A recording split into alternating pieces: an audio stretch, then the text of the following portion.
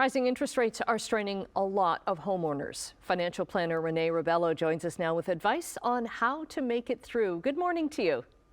Good morning. How are you? Very well, thank you. So how do you do this as you watch a lot of people were in variable mortgage rates? They're seeing it climb and climb and climb. What do you do? Yeah, a lot of people are struggling with this right now, and you're noticing it with more houses coming for sale. And, when I talk to people about their mortgage rates, I'm like, listen, if you're in a variable, maybe talk to your lender about locking in for 1 year and just grabbing a lower rate. I've had some clients do this and they've saved anywhere between $300 and $600 a month in interest, and that's a huge amount of money. And in a year, we'll see where the rates are at. I have no forecasts on that, but that's a great way for people to, lower their monthly payments. Of course, consolidation is always great. Might be time to think about a line of credit and consolidating some of those other higher interest debts that you have.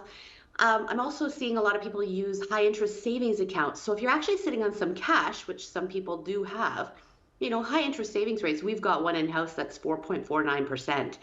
That's a daily interest, high interest savings rate. It's incredible what the rates are at right now.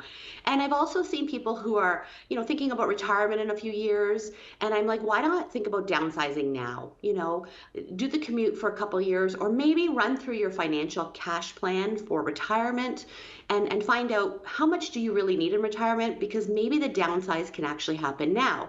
And then if you downsize, you can actually have no mortgage. So that'll definitely free up some cash flow. And looking at, starting to plan for retirement should be about 10 years out. So it's a good time to sit down with your financial person and say, hey, how much do I need in retirement? And am I on track? And can I downsize my house now and maybe save some cash now until that time comes?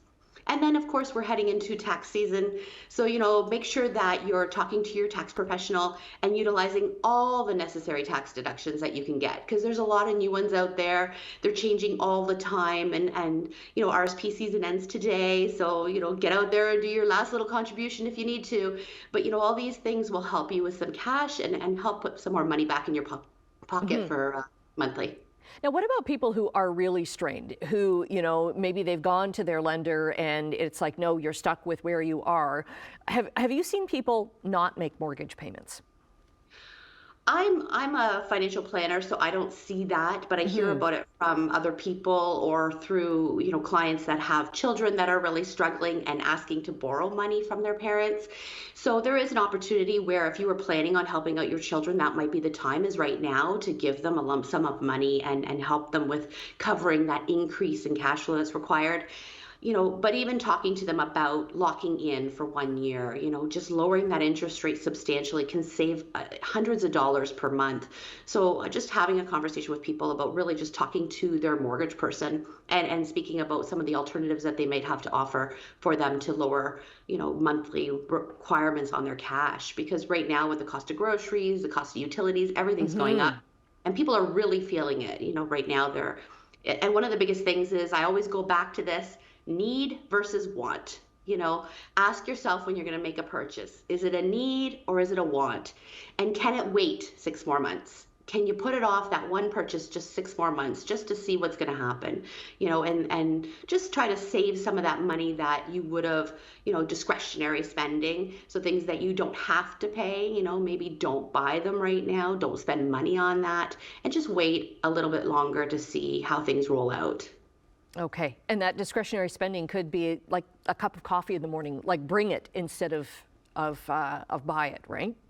Oh, absolutely. And honestly, people should look at their cash flow and the days that they're spending. So for example, I have people collect receipts for over a month, and then at the end of the month, I make them do it by day. And then they're like, wow, on Tuesdays and Thursdays, I spend a lot of money. What am I doing on Tuesdays and Thursdays? Oh, I'm taking the kids to hockey, and then I'm going out for dinner because of that. So that helps you plan that Tuesdays and Thursdays, maybe you should have dinner cooked from the night before so that it's leftovers and you're not doing the drive-through dinners or, plan your gas a little bit better. You go through a tank a week. What day is, or what time is the better time to get it, right? Okay. Renee, always great tips from you, and we'll get all your socials and your links up on our website, chch.com. Thank you. Thank you.